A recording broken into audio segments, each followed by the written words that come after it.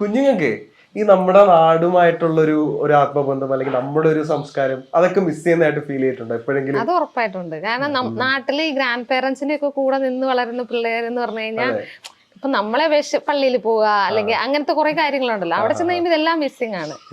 നമ്മുടെ ഡ്യൂട്ടിയുടെ അഡ്ജസ്റ്റ് അനുസരിച്ച് നമുക്ക് കൊണ്ടുപോകാൻ പറ്റും. പള്ളിയിലാണെങ്കിൽ നമുക്ക് ചിലപ്പോൾ അവിടെ വെള്ളിയാഴ്ച ആയിരിക്കും, ശനിയാഴ്ച ആയിരിക്കും, ഞായറാഴ്ച ആയിരിക്കും. നമ്മുടെ പല അവിടുത്തെ ആൾക്കാരുടെ ഒരു ഇത് വെച്ചിട്ടായിരിക്കും അതെല്ലാം ചെയ്യുന്നത്.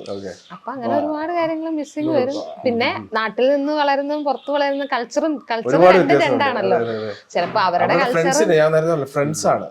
നമ്മൾ വളർന്നു വരുന്ന സാഹചര്യം അനുസരിച്ചാണ് നമ്മുടെ ഒരു ബ്രെയിനിന്റെ കാര്യങ്ങളൊക്കെ ഡെവലപ്പ് ആവുന്നത്. അപ്പോൾ അവന്റെ ഇപ്പൊ അവര് വളരുന്ന സാഹചര്യം അങ്ങനെയാണ്, അവരുടെ തിങ്കിങ് വേറെയാണ്. നമ്മുടെ സാധാരണക്കാരനായ ചിന്താഗതികളാണ് നമ്മളുടെ ഇപ്പോഴും.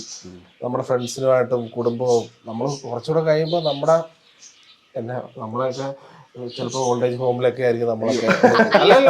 അവിടുത്തെ ഒരു കൾച്ചർ ഇതാണല്ലോ.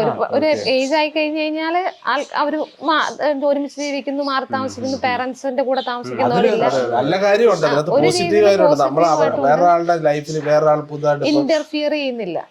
നമ്മുടെ നാട്ടിലത്തെ ഒരു കൾച്ചർ അല്ല, പക്ഷെ നമുക്കത് അക്സെപ്റ്റ് ചെയ്യാൻ ഇത്തിരി ബുദ്ധിമുട്ടായിരിക്കും. നമ്മൾ ശീലിച്ച ശീലങ്ങളല്ല.